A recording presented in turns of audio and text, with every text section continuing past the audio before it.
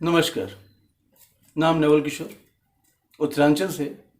वर्तमान में मैं हूँ और आज फिर नए सिरे से एक चर्चा शुरू करते हैं। एक वाक्य है, मनुस्मृति में दिया गया, यत्र नार्यस्ते पूज्यन्ते रमन्ते तत्र देवता।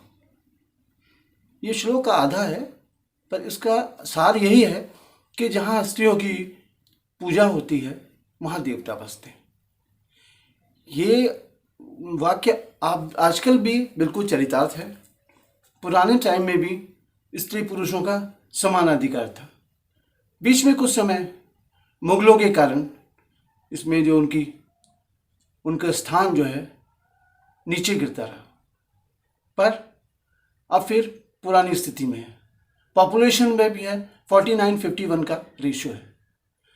तो आज मैं इस बात का चर्चा इसलिए कर रहा हूँ कि मैं जिस शख्सियत की चर्चा कर रहा हूँ वो किसी परिचय का मोहताज नहीं है।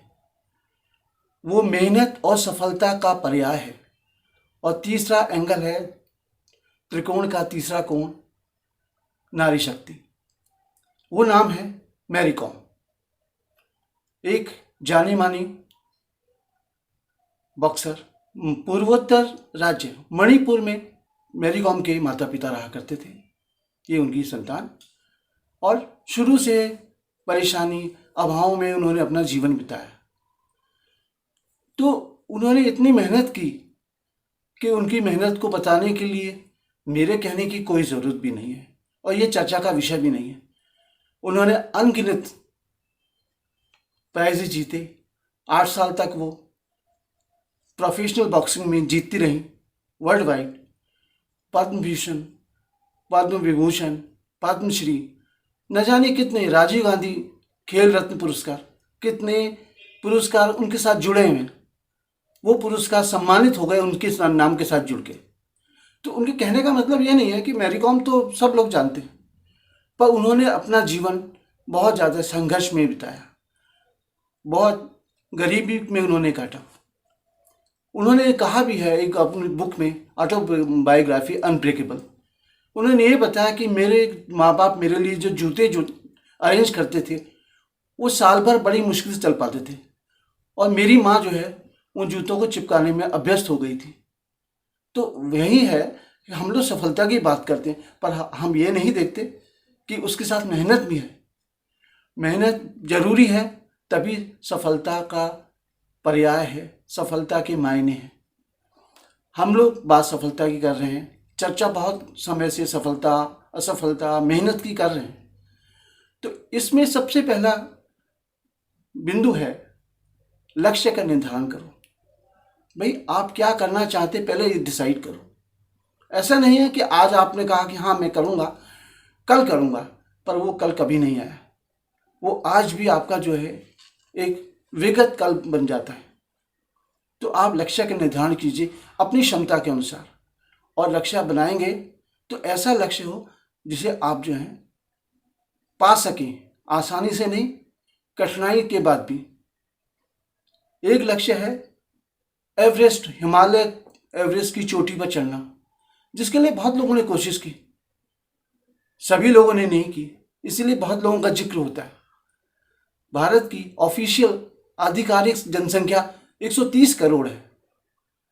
तो 130 करोड़ का मतलब है कि इतने लोग हैं, इतने लोगों का जो है मेहनत सफलता की हम लोग चर्चा करते ही रहते हैं, पर सबको मिलती है क्या?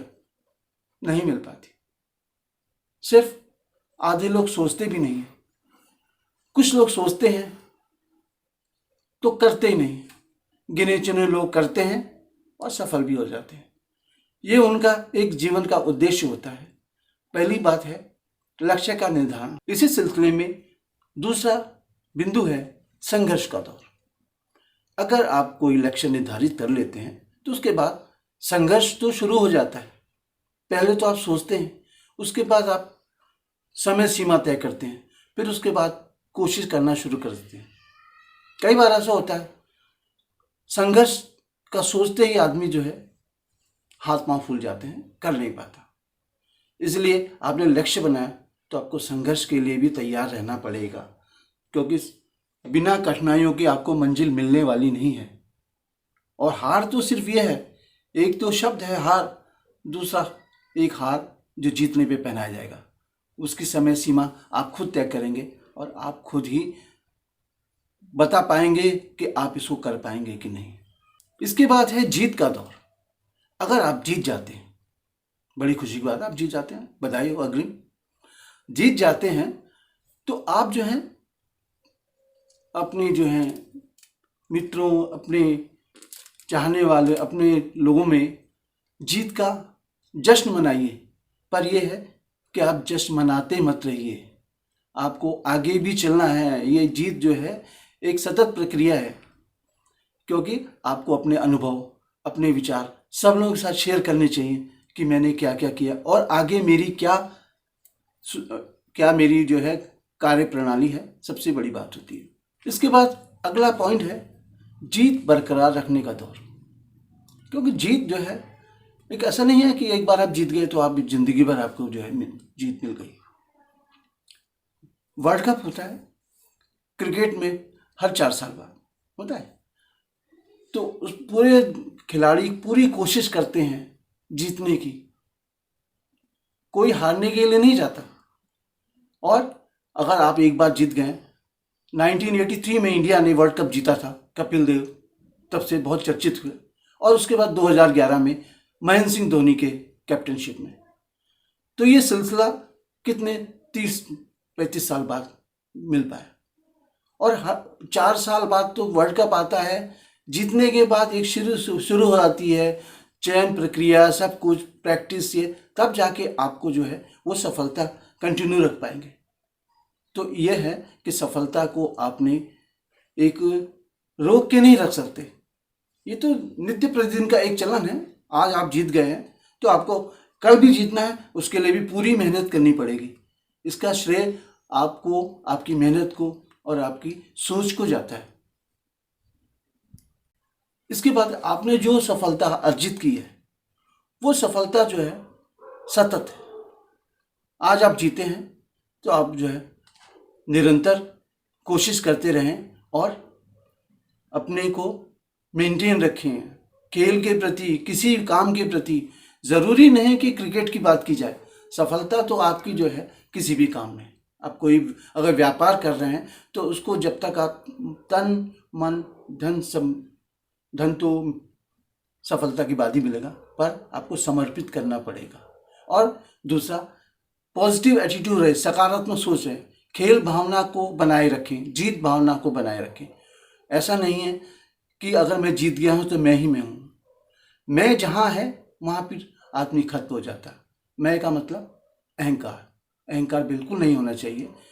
तो यही एक आपसे चर्चा किया मैंने, आपको अच्छी लगी होगी तो मुझे भी अच्छा लगेगा, क्योंकि आप मेरे बात सुन रहे हैं तो आप प्रतिक्रिया अवश्य दीजिए और सुझाव दीजिए मेरे को कि मैं और क्या क्या तब्दीली लाऊं। आपको बताता रहता हूं, कम से कम मुझे भी उम्मीद रहती है, मैं भी एक्सपेक्ट करता हूं कि जो है मुझे कुछ सुझाव मिले, मुझे प्रतिक्रिया मिले।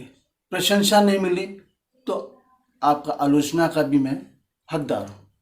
तो आपका दिन मंगलमय हो, और अगर आपको अच्छा लगा हो कृपया लाइक करें, शेयर करें, सब्सक्राइब करें और बेल आइकन बटन दबाएं। Thank you.